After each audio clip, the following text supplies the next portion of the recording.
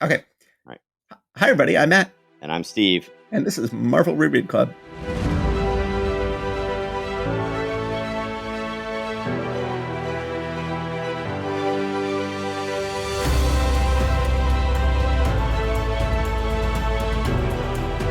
Oh, okay. So, yes, we are doing the second half of August 1964 in this episode. Okay, so let's go ahead and look at Strange Tales number 123. So we continue with the ascension of Doctor Strange to being an equal partner on this book, where the cover is at this point equally divided between Doctor Strange and the Human Torch. As Stan Lee is maybe realizing, the Human Torch is one of the lamest books he has, and Doctor Strange is one of the greatest books he has. Stop trying to make the solo Human Torch thing happen. It's not going to happen. Stop trying to make fetch happen. So then Exactly. We see on the cover, Human Torch is fighting the Beetle, who is brand new and introduced in this issue.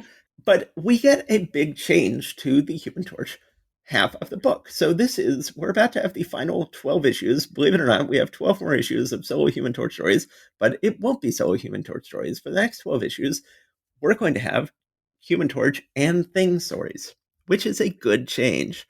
That the Human Torch never could sustain half a book by himself, and so now he is going to be sustaining half that book with the Thing, who is a character who is much better suited to having his own book, and will have his own book much more often than Human Torch will in the history of Marvel Comics. And he is joining, and so we see on the cover that Human Torch guest starring, but it's not really a guest star because he's now a permanent co-star, guest starring the one and only Thing in Living Color. And then we see that Doctor Strange is fighting Loki, and it says, and with Loki nearby, can Thor be far behind? So that will be a temporary guest star of Thor in Doctor Strange. So then... Well, who is the penciler on this issue? Yes, so we've got written by Stan Lee, enough said, illustrated by Carl Burgos, who was the first to draw the torch way back in the golden age of comics, inked by Darlin Dick Ayers, lettered by Smile and Sam Rosen. So Carl Burgos is back, and he does a good job. This is a nicely penciled issue by Carl Burgos. It's uneven. There's a couple of panels where I will definitely take issue with that, but it does though have that sort of golden age feel. I mean, like in particular, the panel on the bottom right of page 1, that just looks like a golden age superhero comic panel. Yes, but so I'm going to zip through this issue. It is not a great issue, not very important. We do meet the Beetle, Abner Jenkins, who would eventually become an interesting character when he is in Kurt Busiek's Thunderbolts comic. He would never be an interesting character before then. Kurt Busiek clearly ended up in sort of a tricky position for that comic where he's like, oh, the Beetle has never been very interesting. I'll have him become a different hero and join this group of reformed villains that become heroes. And then somebody clearly told Kurt Busiek a little in the comic, like, you realize that the Beetle was like killing a bunch of people in the 90s. And Busiek was like, wait, he was? What are you talking about? It's like, yeah, they tried to revive all these old Spider-Man villains and as the deadly foes of Spider-Man, and they had them all suddenly killing people because it was the 90s. And then Busiek is like, oh crap, all right, let me quickly rewrite this. So then that's the only time Abner Jenkins becomes interesting. The Beetle, big thing of characters not actually matching. The most noticeable part of the Beetle's costume is he's got 3 huge suction cups on each hand. And it's really weird to have 3. Like, how are his 5 fingers fitting into these 3 suction cup arms? And then he's got those wings. He says, I've done it. I can fly. Not as fast nor as high as a bird, but enough to accomplish my purpose. Only by vastly increasing my strength did this become possible. No normal pair of arms could bear the great strain of manipulating these solid steel wings. It's like, dude, it's called material science. Look it up, you goon. Yes. Steel's heavy. So, yes, indeed it is. Well, he's very strong, so he can still fly. So then, meanwhile, Johnny and Ben are on a double date with Alicia and Doris.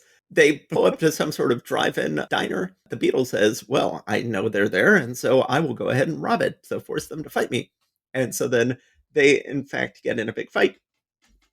They go all the way across town. Eventually, the Beetle sort of disappears, and we do get to see Ben has his own motorcycle. Clam up, that old rattle trap's okay. I just feel like using my new cycle. And we see him jetting around on a motorcycle, which looks kind of cool.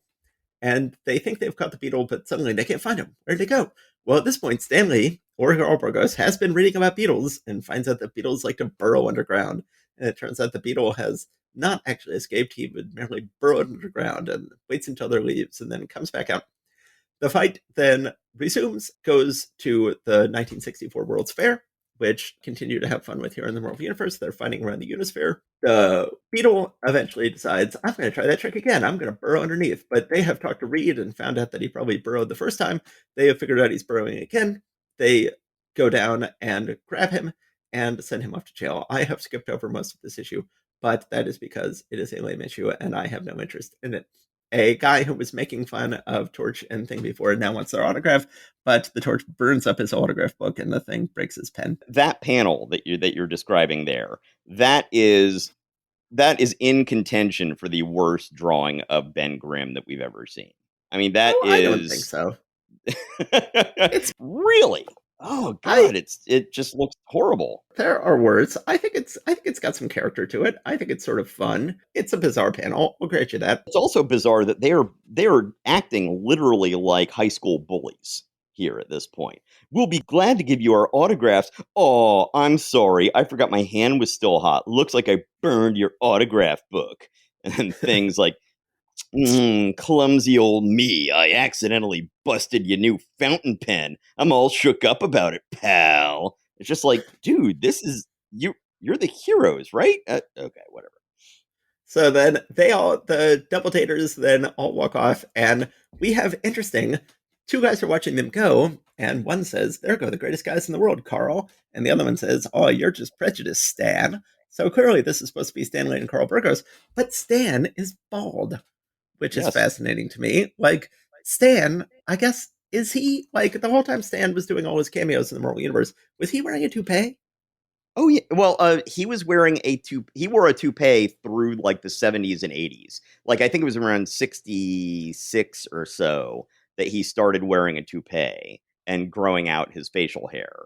And then I think he wore a toupee all the way up through the period when we were reading. I think I have read that he got hair implants later. Ah, well, this is a rare glimpse of bald Stan in a comic book. If you see pictures of Stan in the early 60s, it's like he's aging backwards as you go forward in time. And I kind of get the feeling that maybe that's one of the things that started turning Jack Kirby into just being like, why am I working with this clown? I know what you look like, and now you're sitting here trying to look like this Hollywood star kind of thing. Like, give me a break.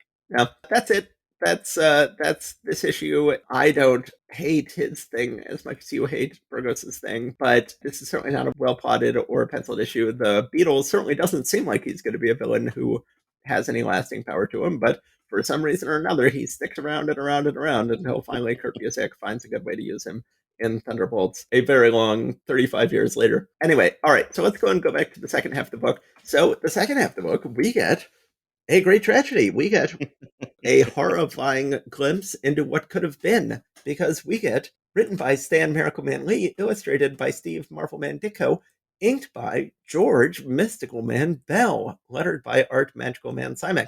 So as soon as I read those credits, I was like, oh, Matt is gonna be pissed.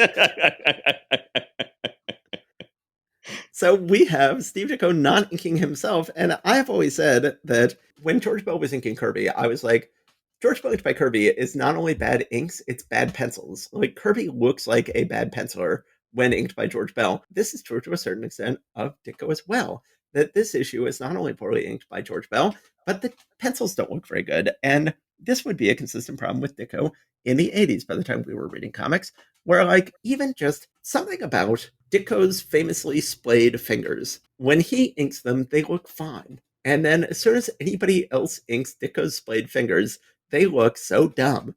They look so awkward. And you can see this all right here on the page one of this story, where we get a sort of one-page summary of the story where Doctor Strange's flying mystical hand has grabbed Thor's hammer out of his hand, and Thor's fingers are splayed out in a way that just does not look appealing to me. So anyway, I will also point out with the whole credits, Miracle Man and Marvel Man, both by coincidence are names that a British superhero has been known by through the years. He was known as Marvel Man originally in Britain, but then when they were printing them in the US, obviously Marvel had a trademark on that term, so they renamed it Miracle Man. We got Doctor Strange sitting around. He is learning the art of levitation without using his cloak of levitation yet. So he's trying to learn how to levitate a little bit. We see Loki, who is in prison in Asgard, but he has a pretty luxuriously appointed prison cell here. He's able to get up to all sorts of mischief in his prison. It's funny, Ditko is a little bit off model on Thor, but he's on model on Loki.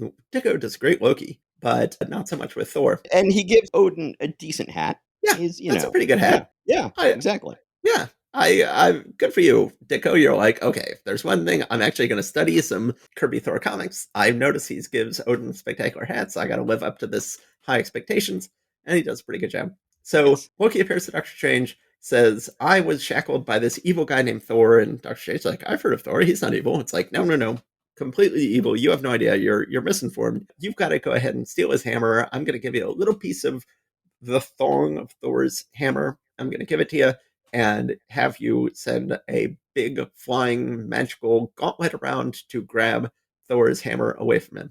And Doctor Strange is like, okay, if you say so. He does this, and very quickly then Doctor Strange realizes, wait just a second, the evil aura wasn't coming from the hammer, it's coming from you. And then they get a big magical fight. That goes on for several pages. Eventually, and this fight, which goes on for several pages, is actually happening lightning fast, because after fighting him for several pages, he's like, I shouldn't have stolen Thor's hammer, and he returns Thor's hammer, and Thor, this whole time, has been falling, I guess, and then I will return it to him in time for him to catch it, or rather it to catch him before he falls all the way to the ground. Then, well, and I will say that Stan Lee saw that this made no sense as well. The second to last panel on page 7, it says, and time spins back, until before Thor's fall is finished. Yes, which just brings up more questions than answers, but at least Stan Lee is pointing out, Steve, this makes no sense. Clearly he would have fallen to the ground a long time ago. Anyway, so then we get a nice little callback where Doctor Strange is like, I'm going to send you to the purple dimension where I was dealing with before. Thor, meanwhile, is like, something weird just happened. Big metal magical gauntlet stole my hammer away. I think this also has something to do with Doctor Strange. I'm going to head over to Doctor Strange's place. Loki sees that Thor is coming, gives up, goes home. Thor then, strangely enough, does not enter Doctor Strange's place. He just zooms right by it, having sense that the whatever evil was going on is now done with. And I gotta say, truly terrible panel of Thor on page 9. Yeah. Third panel of page 9. You were a professional comic book inker. You understand more than most do that the number one job of any comic book penciler, but even more so any comic book inker, is to make the two eyes look like they belong in the same head.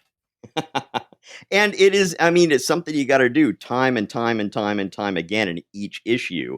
And yeah, in certain situations, you got a small little head and it's like, you might not quite be able to get it in the right place. It may look a little wall-eyed, but it's something, a small character in the background. But yeah, no, with this one here, if I'd done that, I'd be like, okay, I got to white that out and do that over again. And also just the bags under his eyes, the crow's feet. He just looks like he's a, 50-year-old, wait, I'm 50 years old. Let's say 60-year-old man. Yeah. Yes. Obviously an issue that is an absolute horror show in terms of DeBell doing the inking, but a perfectly fine issue, a fun little story, fun to mix up characters that haven't been mixed up before. Loki and Doctor Strange make good natural antagonists. Very odd not to just go ahead and have Thor and Doctor Strange get hang out a little bit, but a perfectly fine story. Just an excuse to have Doctor Strange and a magic dude shooting spells at each other for a couple pages, which Ditko, as always, draws the hell out of, even though he is being betrayed by his inker. Yes. Okay, so let's move on to Tales of Suspense, featuring the power of Iron Man. They're now more than willing to acknowledge the existence of Doctor Strange on the covers of Strange Tales. They'd never admit to their dirty secret of Uatu stories on the cover of Tales of Suspense. No. Well, that's because he just must stand there and watch. We are going to be introduced to the Unicorn, who will go on to be one of Iron Man's ongoing villains, at least through the 80s. Kind of lame looking here. Doesn't even really look much like a unicorn, but sure, why not? The unicorn. No, he doesn't even have a horn. He's later they will redesign his outfit so that he's got he's still got a big laser that comes out of his head, but it sticks out of a little horn like a unicorn. No, in this one, not so much. This issue starts out with Tony Stark as Iron Man throwing a fit because he's sick and tired of having to wear his life-saving chest device and sick and tired of all the responsibilities of being Iron Man. So he's just like, you know what? I'm just going to look out for number one from now on. No more Iron Man. Well, that doesn't really explain what's going to be going on with his heart when he does this. It's like, are you going to stop wearing that thing? Because that was part of your complaint. But we don't really get into that because this doesn't last that long. Then when he finally comes out as Tony Stark, Stark asks Pepper to bring him his little black book, has Happy bring out his sports car, and but won't let him drive the sports car. He's going to drive it himself. He just wants it brought around. And so he's treating them like trash. The Avengers call up and they're looking for Iron Man. Pepper says, let me go get Mr. Stark. He should know where he is since he's his bodyguard.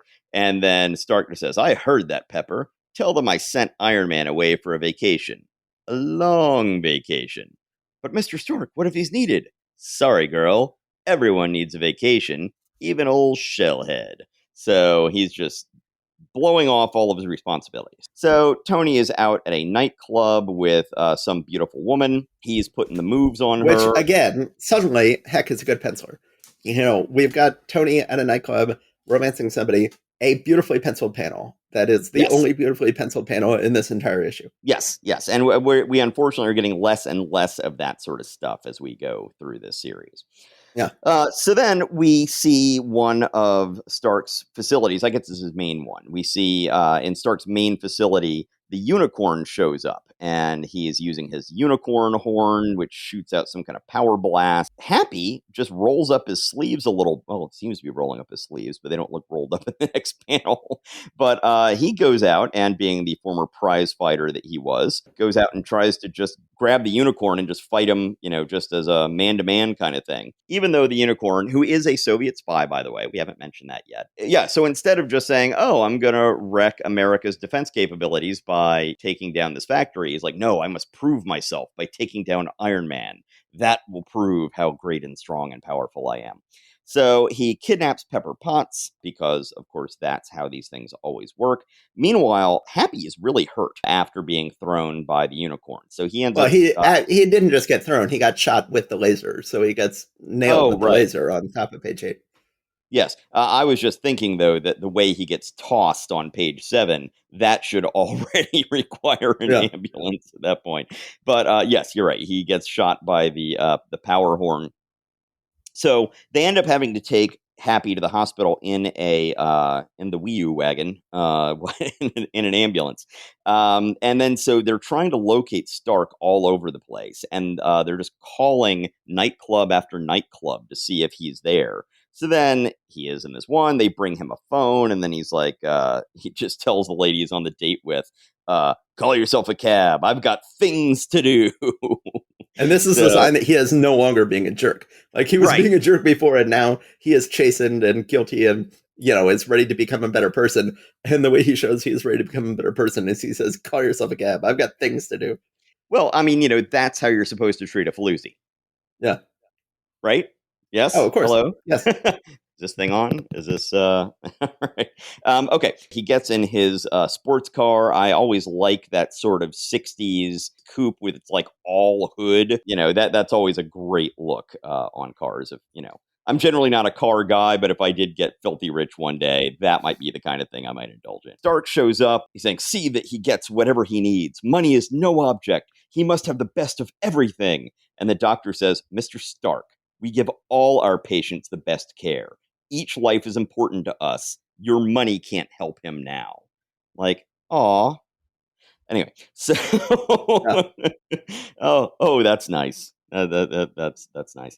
Tony Stark then leaves, feeling how powerless he is, and feeling guilty about how he had treated them, and how this is partially his fault because he wasn't there. Tony Stark then gets out his Iron Man armor, puts it back on. Right, so we get to see him assembling the whole thing there, but then he's got this weird thing where on his little chest, he clips this little extra thing onto his chest circle thing, where in the movies, that's where the actual device is that's protecting his heart. But he puts this thing on, and it says, I've still got a chance. If the molecules in the air through which the unicorn has passed have not yet completely blown away. And then he says, no, the trail is crystal clear, almost too clear, as though he wants to be found. Yes, an experimental black light tracer can follow a trail of molecules that someone left behind.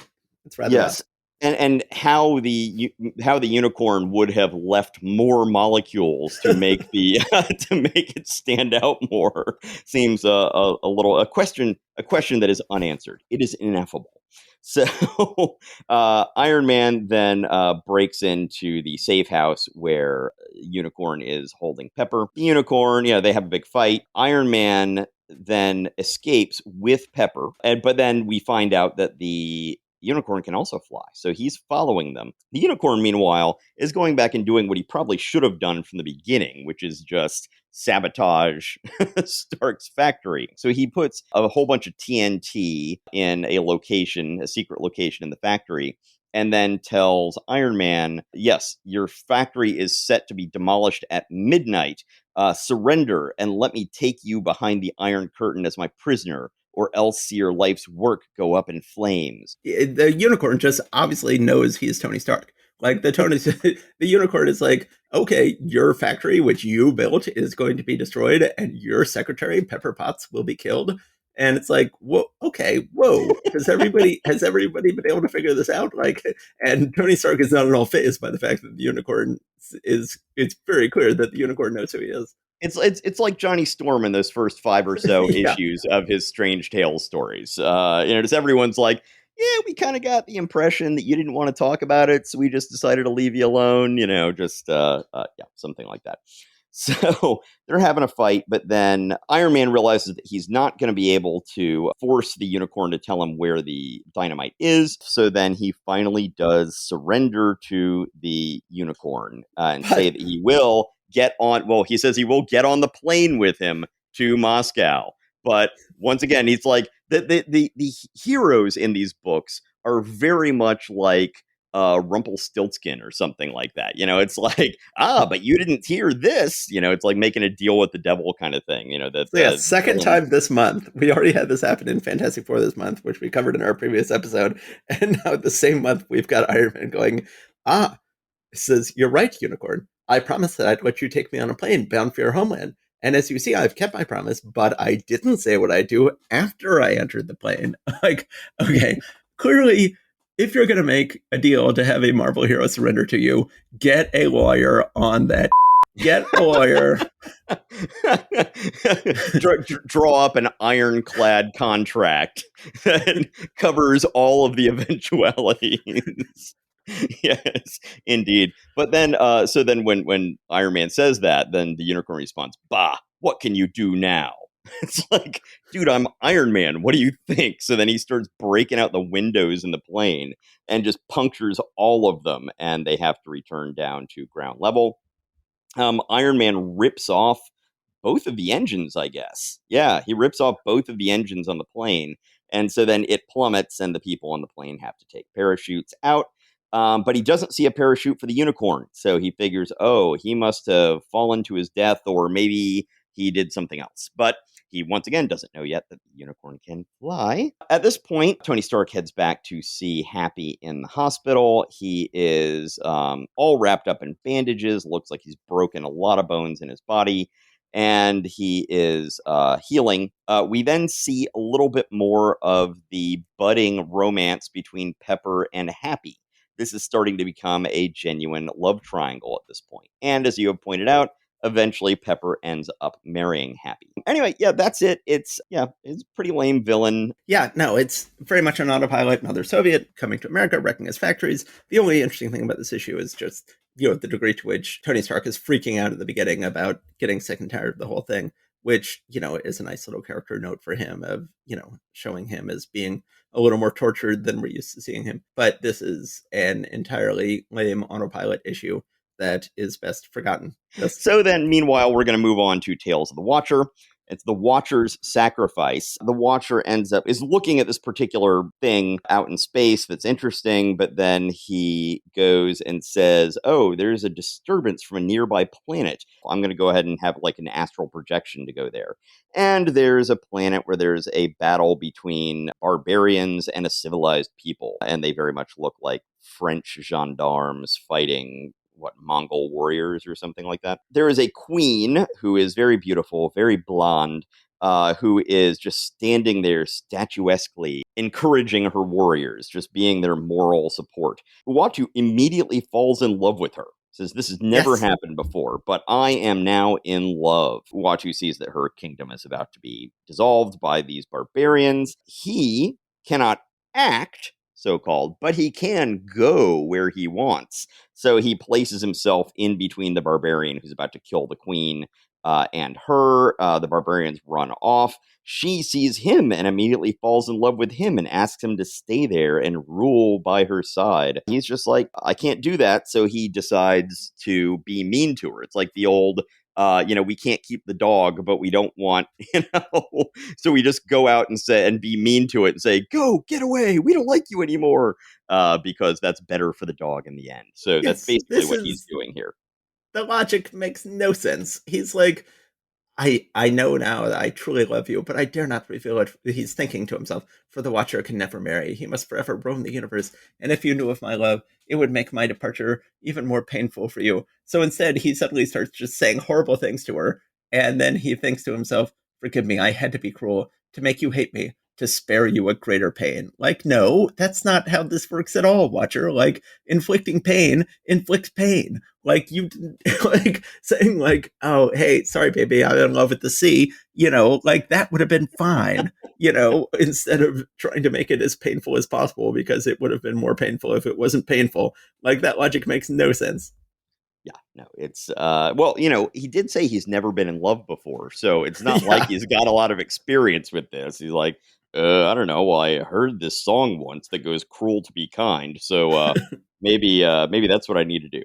Anyway, yeah, it's not the best of the Iwatu stories. I've liked a lot of them and more of the interrogation of his parameters better in some of the other issues. It's fine, but these will be going away shortly when Captain America comes to share this book with Iron Man. I think this is a fascinating story. I certainly never thought I'd get to see Uatu fall in love. It's funny. She's such a sort of blonde ice queen, sort of, that she looks like, that I was sure she would turn out to be evil. She kind Mhm. of looks like the evil blonde queen, but instead, no, she's perfectly good. She really was. I expected like her troops to suddenly massacre the Mongols or do something like that. But and then the Watcher realized, like, oh, I've learned that sometimes you fall in love with someone who turns out not to be a good person. But no, it's just a matter of him realizing that she is perfectly nice, but he just can't marry her because he's in love with the sea, because he's gotta do his job. But I gotta say, like, Watcher, you're basic. You're just basic. Like, this is, your taste in women. Like, given that you've been all over all of creation. You've been all over every planet in the universe, and you've seen all of the women everywhere, and you're gonna fall in love with this just generic blonde babe. Like, come on, man. Like, you should have more sophisticated taste than this. But but I like the idea of him falling in love. It's fun to see Uatu get to show all these different flavors of himself that we've never gotten to see him show again before or since. I like it. I like having an Uatu in love story. You said that you've been rewatching The Good Place with your kids recently, right? I'm Yes, guessing we that's where recently the finished. I'm guessing that's where the "ya basic" just came from, right there. Indeed. Indeed. All right, so let's go ahead and move on to the next book we've got here, Tales to Astonish. Tales to Astonish, number 58. Giant Man faces the most powerful foe of all in the coming of Colossus. Still no it oh no, that's not true. I was about to say they don't admit they have backups here either, but they do. Also in this fast moving issue, a new feature-length Wasp thriller. Written by Stan Lee, penciled by Dick Ayers, inked by Paul Reinman. I've said this in the past that Ayers, I think, is a good penciler, and Reinman is a great inker, but they are not good together. They are not turning out Yes. good art here. At their lab, Hank and Chan wants to go on a vacation to Lake Placid, he is saying like, yeah, I've got more interesting things to do. So finally we get to a big turning point that this book has needed to get to for a long time. So you recall when the book started, he had to douse himself in a big wet chemical to change size. Then they realized that didn't make any sense. Then they had a gas, which made a certain amount of sense. You shot out a gas that would make you grow or shrink. Then they changed that to pills, which was very strange. And they had them just constantly popping pills in order to grow and shrink. Now he finally is like, I'm just going to have little cybernetic impulses in my helmet that cause me to grow and shrink, which is how it will be from this point on, which is great. And then Wasp says, oh, are you going to do that for me? And he's like, no, I'm just going to control your shrinking and growing from now on with my helmet. And she's like, wait, what? And your checking account. Yes. Women can't be trusted with their own credit cards, and they can't be trusted with their own shrinking and growing power. So, yes. So then Captain America stops by and he says, hey guys, in Central Equatorial Africa, specifically in the Bora Buru region, BORA-BURU region. Now, this is not actually a region of Africa. There is an Indonesian island called Bora Bora, but no Bora Buru region of Africa, where there is someone who is standing on a plateau. He is a giant. He is ruling over the natives, and he is demanding that they make human sacrifices to him. And he says, I'm Captain America. I can't be bothered to deal with this myself. You go deal with it, Giant Man. And so Giant Man and the Wasp go and deal with it. So and I'll point out that Captain America, well, this is a, skyscraper we've determined that they're in. So exactly how Captain America got in that window, we're not sure. B, this is presumably the lab of Dr. Henry Pym. And yes. Anyway, never mind. Let's go. Never mind. So they go to Africa. The Colossus attacks their ship. They have to parachute out.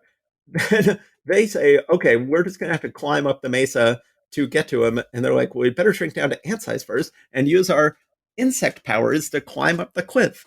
Like, that's not your type of insect powers. You don't have stickiness powers. Says now with our insect powers, it's an easy matter to dash up the side of the peak. It shouldn't be more than a couple of hours if we don't stop.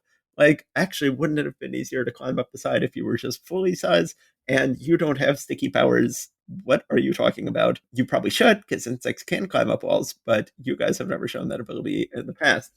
So then they get up there. They get in fights with people. He is using his newfound powers a lot to shrink and grow a lot. She is finally using her wasp sting, her air gun on her hand in all sorts of clever ways to help defeat the guy, which is very good to see her being good in a fight. And we complain a lot about art mistakes in these issues, but it's very, very rare that we get a panel where I just have absolutely no idea what's going on. And we got a rare one of those panels here. I eventually did figure it out, but on page 11 in the upper right hand corner, there is a scene where I'm like, is that a toenail? What exactly is going on here? I eventually figured out this is one of his horns sticking out from his hairline, but the hair does not look anything like hair. But it was very, very unclear from looking at the panel what was going on, which only highlights the fact that usually that does not happen in Marvel Comics.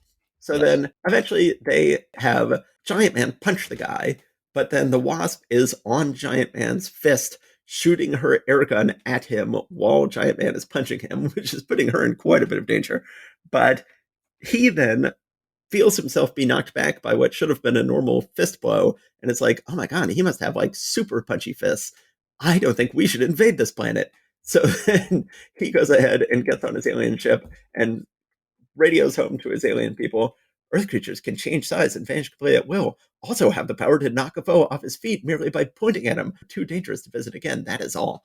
And they leave. And then the grateful African natives build a huge statue of Giant Man on the mesa from that point on in the Bora Buru region. And then they announce big change in next issue. The Incredible Hulk will appear. And that will, in fact, it will turn out the Incredible Hulk is here to stay. But we will see that next issue. Hank is really pretty mean to Jan in a lot of his dialogue in here. Oh, yeah. On page 7, Hank says, "What is it, Hank? I never saw it before." Hank says, "Naturally, you're too busy reading travel magazines while your hard-working partner in peril slaves over his hot test tubes."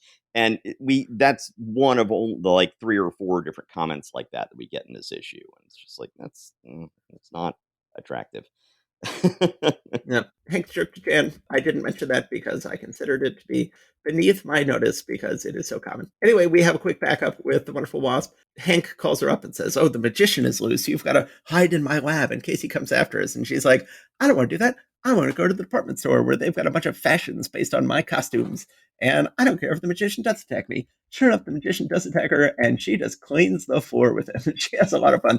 He does something that no villain has ever done in any of these comics so far. He's like, "I'm going to be fighting somebody tiny. I'm going to put on magnifying glasses, opto ray magnifying glasses to help me fight the person." And then quickly finds like he's trying to then swat her, and he's like, "I keep missing. It's these blasted glasses. Their magnification throws my sense of timing off." It's like, yeah, it's ultimately not worth doing, dude. So then she then gets his cape stuck in an escalator, which is a fun way to defeat a bad guy, and No then capes. orders no capes, uses a toy robot to tie him up as he is stuck in the That escalator. is a sophisticated toy robot for It is. 1964. I mean, that would be a sophisticated toy robot now. Yes, even our AI robots of today probably couldn't do that. So then she then gets home, and Hank has not heard the news, and he says, "I was worried, honey, but at last you're here, where I know you'll be safe until the magician is captured." She thinks that means he hasn't heard the news yet, and then he says, "I was worried too, but now that you're here, Hank, that's it, darling. Hold me tight. I love being in your arms. They're so strong, so capable, and I'll always need them to protect weak little me." And then she turns to us and she winks. So nice story getting the Wasp to be a confident, badass superheroine that we want her to be. Easily take care of magician who gave Giant Man so much trouble in an earlier issue. This is a fun story, by far the best story in this issue. I like the story a lot more than I like the Yes. Giant Man in The, Africa storyline. the Giant Man issue really felt like Marvel 1962 to me, Yeah, um, and not in a good way. Well, although I will point out also that when she drops into the model car, there are apparently controls in there for a tiny person to go ahead and start the car up, which is always entertaining. but yeah, that's totally right out of the Ant-Man movie, or rather, the Ant-Man movie was right out of this, where they've got a little car track that she then takes advantage of while she's tiny, which they had a lot of fun with in the first Ant-Man MCU movie. All right, so let's move on to our final book of this month. So the Avengers now monthly. So the Avengers has been bi-monthly until this point. So this would have been an off week for the Avengers, but suddenly it not the X-Men. The X-Men has not gone monthly, but the Avengers has. So we have an Avengers a mere 1 month after our previous Avengers. Yes. So the previous issue, we had the Masters of Evil. This issue, we have Baron Zemo instead pairing up with the Executioner and the Enchantress. And it's an interesting combo. So So we let's talk start. about this cover, Steve. Oh, So what the hell's going on this cover? once again, lots of times with things like this, I just see it as it's like medieval iconography. Once again, the largest figure is not the one closest to you, it's the most important thing that you're supposed to look at. Let's try to describe this cover to people who are not looking at it. So we've got Thor fighting the Avengers, which is always fun when the heroes Mhm. fight each other. And then underneath Thor, we've got Zemo, the Enchantress, and the Executioner all making conjure fingers, like pointing at him, but they're all underneath Thor's feet. The Avengers seemingly can't see them. They seemingly can't see the Avengers. It is the most, but go to secretsofstory.com and look at this cover. It is a bizarre cover. It is very hard to figure out who is where or what is going on, or for that matter, why Zemo and the Executioner seem to think they also have the ability to do enchanty powers at Thor. Well, and also it is weird that Thor is facing away from the viewer Mm-hmm. when he's the biggest figure on that thing. But yeah, it's weird, but it's something where I was just like, whatever. It's just Kirby showing all the characters in dynamic motion of one way or another. Doesn't really matter what they're doing. Right. So we start out with the Avengers interrogating Iron Man about why he didn't answer their phone call in this month's issue of Iron Man. Yes. He says that he can't say, but he will accept whatever punishment they hand down. As it turns out, the punishment is basically you are banned for a week. Yeah. Okay, so yeah, terrible. Then we switch to Asgard. where we see Odin with a fabulous hat, and he is banishing the Executioner and the Enchantress from Asgard for their crimes in a previous issue, but he banishes them to Earth, which just seems like a really, really odd thing to do. Yes, like you guys went to Earth and caused all this trouble, so therefore you are banished to Earth. And it's Yes. like, well, that was the whole problem. Like It's like them going to Earth is the whole thing you're punishing them for. it's like punishing someone for skipping school by suspending them from school. So Yes. I love the panel where the executioner is stripped of his helmet and axe, both of which I think Kirby realized, like, yeah, that's an ugly looking helmet. He's a much cooler character without the helmet. And it doesn't really make sense for him to be carrying around an axe, which he's never let to use because we can't use blood in the comics. But we have just an awesome panel of these drummers drumming, clearly you can just hear this panel as these drummers are drum beating, what do they say in the armory? He's been drum beated out of the army or whatever, where he's being yeah, drum beated out of. drummed out. Yeah, He's right. getting literally drummed out of the Asgardian military here. And while Odin is ordering the whole thing on, it's a really gorgeous panel, gorgeously inked by Chickstone. I've got to say, when I was reading this myself, one thing that struck me was that his head does not seem to be correctly attached to his body. I disagree. It looks too far to our left. It looks like it's not, or maybe it's just that the there's something about it where that head, it almost looks like somebody standing behind a headless figure to me. Huh. I So didn't have I that don't know. issue. Yeah, I that really jumped out at me. Actually, I sort of was looking at it for like several minutes, trying to figure out what is it that's bothering me about that. I get what you're saying. Yes, it is a great panel and it is very evocative, but that's just one thing about it that kind of breaks it for me a little bit. Anyway, the Executioner and Enchantress just sort of show up in a New York intersection. The cops come up to him. It's like, hey, look, Mac, how you and your lady friend dress in public is your business, so long as you don't break the law. But when you start interfering with traffic around here, the Executioner is like, you dare speak like this to me? And Enchantress is like, quiet, you fool. He's a guardian of the law. It is necessary to obey him. Like, really?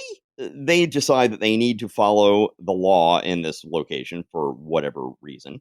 It just seems out of character for them. Essentially, they want to be bad guys, but they realize they don't know human culture or practices. We need some help. So then they happen to run into a newspaper that talks about Zemo fleeing the country. They're like, hey, he could be our partners in crime. Then we cut to Captain America training. There's this neat sequence where he has hired a bunch of the best wrestlers they can find to all attack him at once. And he's like, are you sure these are the best guys you could find? Because this is going pretty easy for me. But then he's moping about Bucky once again, and then Rick Jones apparently found a Bucky uniform digging through one of Steve's boxes and puts it on. He's like, hey, look at me. Oh, why? How does Steve Rogers, who was frozen and then just picked out of the ocean, have a box with a Bucky uniform in it? I'm not quite sure, but one way or the other. Yes. Captain America sort of uncharacteristically freaks out at Rick for doing this. He's like, take it off. I never told you to wear it. Then he keeps on getting angrier at him. I'm not going to ever have a partner again because that's just too much responsibility. And I failed once and I'm not going to fail again. Then, meanwhile, that brings back his idea of vengeance on Zemo. So we then cut to the South American jungle where Zemo is giving orders of a petty dictator. From this day on, I'm raising the taxes you must collect for me. Uh, which, okay, sure, fine. Sure. And then as he's in his treasure room, we then see projections of the Enchantress and the Executioner coming to talk to Zemo and offer a collaboration between them. Zemo thinks this is a really good idea, and so we will be seeing more of them shortly. We then conveniently see that Giant Man and Wasp happen to be leaving for some scientific expedition that they're doing. Thor has some things to head out for, so he heads out. And Iron Man, meanwhile, has been banished for a week. So Captain America and Rick Jones are the only ones left. So they are taking a shortcut through the park after seeing off Giant Man and Wasp. And there's this guy who's a very German looking guy with a monocle shows up. He's like, Captain America. No, sorry, what? That's not. That's more Russian. What is that? Anyway, one It's way or the okay. other. You really don't Yeah. have to do a German accent here. No, no, no. Captain America, I must speak with you. It is a most important matter.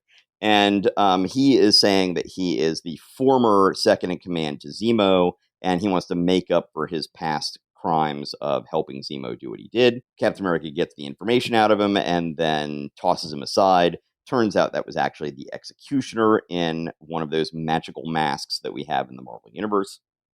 I think the Executioner could have just shown up as the Executioner and said, I think that would have been all the more convincing to go like, yes, I am a villain, and I think you should go fight Zemo. I think anybody telling Cap where Zemo is, Cap would have said, I don't care why you're telling me this. You're telling me where Zemo is. That's good enough for me. But they go to great lengths to do a bizarre subterfuge here.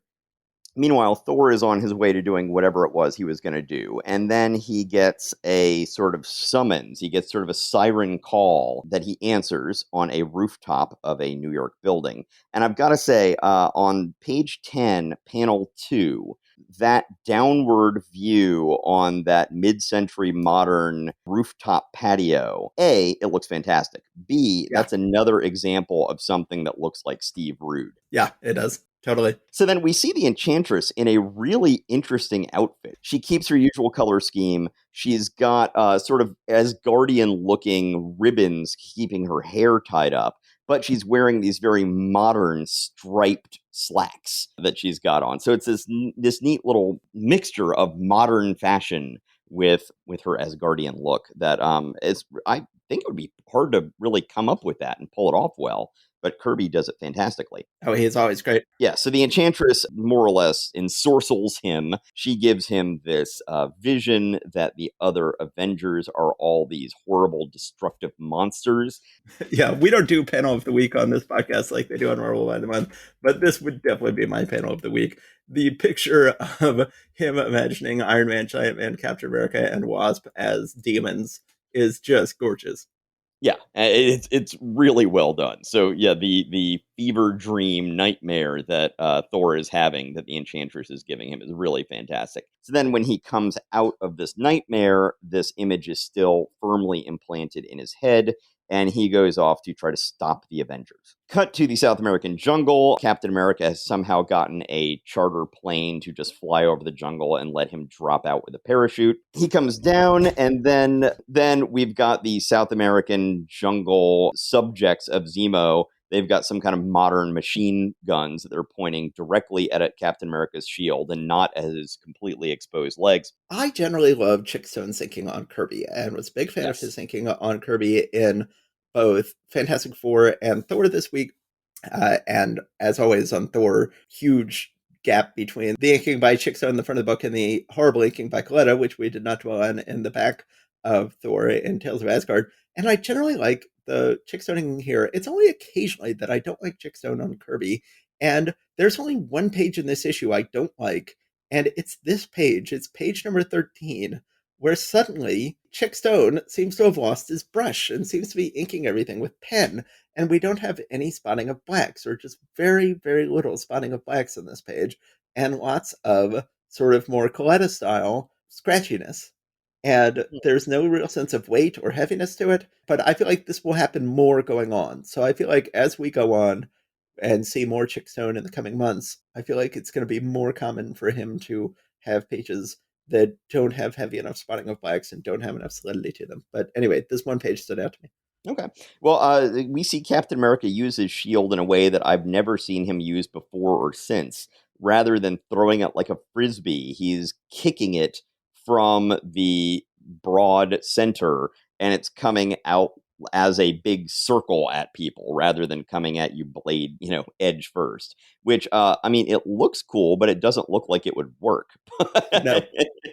So Captain America is caught in a big game trap, one of those pits that's covered up with stuff. So he falls down and he is trapped there. Back in New York City, Thor is looking for the Avengers to defeat them because he now thinks they're evil.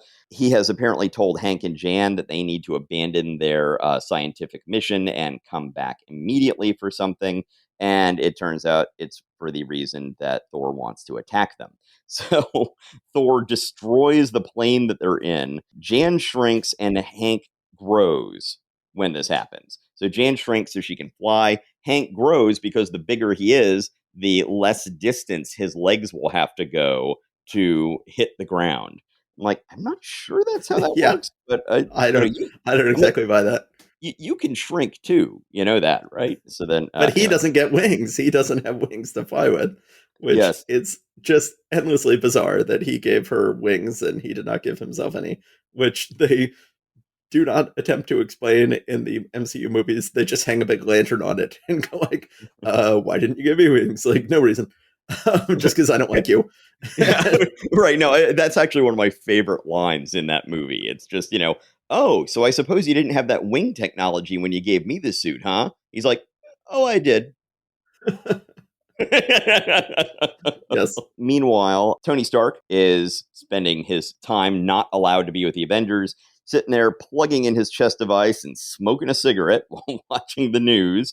But then he sees this stuff going on. He's like, okay, I know I'm suspended from the Avengers, but I mean, come on. And so he puts on his armor. He joins the fight against Thor. So then Enchantress uses her magic powers to look inside a magic ball of some sort, see what has happened to Captain America. She Oh. uses her magic to make the pit that Captain America is in start to crumble in on itself. But just like that old story about the donkey who fell in the hole and the farmer tries to bury him, just keeps on basically standing on top of all the stuff that falls in there and is eventually able to get himself up out of the hole. Now, why the destruction of Captain America would be such a big deal to the Enchantress and the Executioner, I'm not entirely sure.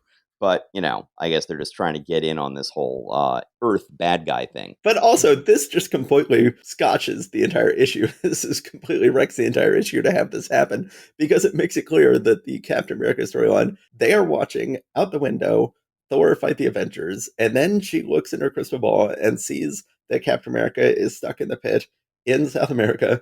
And then, as it will turn out, Captain America will grab onto Zemo's ship as Zemo's ship leaves, and they will arrive as Thor is still fighting the Avengers um, in New York. So it's like by having this one little moment where she looks in her crystal ball, it's made very clear, like, oh no, we're not jumping back and forth between things at different time periods. We just have Captain America hanging onto the outside of Zemo's ship, going hella fast from South America to New York, because seemingly mere moments later, Captain America arrives on Zemo's ship when we clearly saw that he was in South America earlier in this same fight. Well, that's right up there with when the Teen Brigade decided to drive from New Mexico to Washington, D.C., and, gets No, there. this is so much faster than that. There, they at least had like a day or two to make it. This is insane. This is like clearly, it takes mere moments with Captain America on the outside of the ship for Zemo to make it from South America to New York. Oh, by the way, I've noticed they're calling him Dr. Zemo throughout this issue. Don't they usually call him Baron Zemo, or is that just his son that they call Baron Zemo? No, he's usually Baron. Yeah, that's what I thought too, but they call him Dr. Zemo throughout this issue. Well, Yeah. he probably has a doctorate in paste technology. We then see the magnets once again, and he is able to use those in a different way, the arm magnets, the shield magnets. You know I love the shield magnets. Yes, no, I think they're great. I think they should have kept them. But then he uses those to magnetize himself to the side of Zemo's ship so that he can follow Zemo back to America. So hopefully, friction of the wind and the coldness of the upper atmosphere is not going to be a problem. But as you pointed out, it won't be for long anyway. So it'll just be a few minutes. He can handle that. So, meanwhile, the battle in New York is continuing to happen. Thor finally breaks out of it when Iron Man uses his repulsor rays to somehow. Wait, is it repulsor rays? I must time it just right. Catch the sun's reflection at the perfect angle. So, yeah, I don't know. It's something in the palm of his hand. He's able to Well, snap Thor out of it. keep in mind, in the previous issue, they had made it clear that Iron Man had something in the palm of his hand specifically for dehypnotizing people, which he did in the previous issue, even though the Teen Brigade had not actually done anything wrong when they were hypnotized. But it seemed like they were doing that just to set up that he has a dehypnotizer in the palm of his hand. This issue, he actually needs it, doesn't use it. He comes up with some other way of doing it. So, meanwhile, the Enchantress and the Executioner, both dressed up as a fashionable couple in New York in the 1960s, are realizing that the plan is all falling apart. The Executioner is like basically like, "Why were we going through all this stuff? We just beat them up. that's what we need to do." But then they see Dr. Zemo, as they say, is approaching here in his ship. But then they now realize that Captain America was on top of the ship the whole time. He smashes his way through the windshield of the ship, battling Zemo. Oh, sorry. Then Zemo's ship somehow lands right on the rooftop where Enchantress and Executioner are. Executioner comes in and is trying to pull Captain America off of Zemo. Right. But then Executioner is able to knock Captain America unconscious. Even after Executioner is like, Executioner and Enchantress are both like, well, why hasn't he killed Captain America yet? Well, here they just knock him out and then put him outside the plane. Yeah. The exact same thing that they were getting mad at Zemo for earlier. So anyway, they take Zemo's unconscious body and take him in the plane and try to make their escape. But then Thor uses one of his hammer's kind of amorphous, weird powers to create a space warp big enough to absorb Zemo's entire ship and the merciless beings within it. And And Iron then Man he then sends them on a warp. Is that Giant Man or Iron Man? Iron Man says, "Thor, what did you do? Where is Zemo's ship going to end up?" Thor says, "None can say. A space warp can lead anywhere, to a different city or a different universe." It's like, And it's oh, like, okay. Thor, that's called getting away. Like, that's what they were trying to. It's like, oh, they're trying to get away. I'm not going to let them get away. I'm going to send them somewhere, and I have no idea where. Like, yes, that's getting away, Thor. They just got away. Yes. So then, meanwhile, at the bottom of the last page here, the middle panel on the bottom, you were talking about the eyes needing to look like they're, the same size and looking in the same place. To me, at least, and this might be partially the colorist's fault, Thor looks very wall-eyed in that panel to me. Yeah, it does. Anyway, so the Avengers all have decided to come back together and not to fight each other anymore, and they can be stronger as a team. They never officially go like, okay, Iron Man, you're back on the team. Your suspension's over. That's just sort of understood here. Oh, did they not? I thought they did at one point. Okay, maybe not.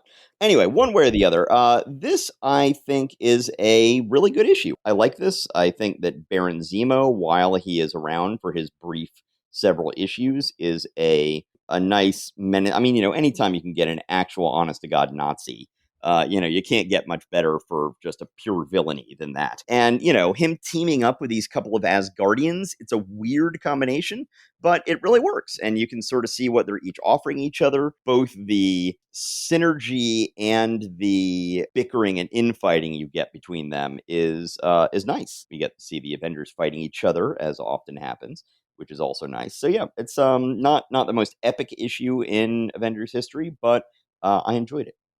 No, I like this issue a lot. I think that Seamont's a great villain. It's great to have Enchantress and Executioner back. I think they're great villains. And it was clever to combine them all. It's just so nice to see Asgard. It's so nice to see Odin. It's been so long since we've had Odin or Asgard show up in Thor's own book. And Kirby misses it. Kirby gets to draw the hell out of it. And, I think one certain argument that Stan Lee was really punning these books and Kirby wasn't can be made in just that why would Kirby deny himself Odin so often in the Thor books, in the Thor pages? Why would Kirby be sentencing himself to Grey Gargoyle if he had a truly free and open hand in writing these books? And you can just feel Kirby's relief getting to draw all this wonderful stuff again here. I think that, certainly the plotting in this issue is very awkward. It's been a whole month full of awkward plotting. And you could not have anything more awkward than Zemo's ship leaving South America in one panel and showing up in New York the next panel in the middle of a sequence where clearly there was no break in the sequence. And especially with Captain America on the outside of the ship the entire time. Very awkwardly plotted, but I'm willing to forget that. And it's a tremendously fun issue. Basically, in my head canon, the ship can teleport. So I'm like, okay, this is Zemo's teleportation ship. and Captain America's on the outside of it, and then it teleports to New York. There you go, headcanon, solve the issue. Yes. And I also really love Executioner and Enchantress dressed up as a fashionable New York couple. Yes, it's great. It really is really good. Kirby pulled that off nicely. So shall we wrap this up? Yes, let's wrap this up. So, Okay. a perfectly fine month of Marvel Comics. It's great to have Kraven the Hunter introduced. Certainly, the biggest scare we got this month was Ditko not nicking himself, like a terrifying glimpse of what could have, the direction Marvel could have gone in. But Ditko comes to his senses and goes back to taking himself, I think, in every book for the rest of the 60s. And woo, that was a close one. Yes, indeed. So we had a good issue of Spider-Man, good issue of the Avengers, fine issue of Fantastic Four, and 5 other issues. Yes. But, okay, well, let's go ahead and say goodbye to everybody and wrap this up. So thank you, everybody, for listening once again. Take care. Stay safe out there. Okay. Bye, guys.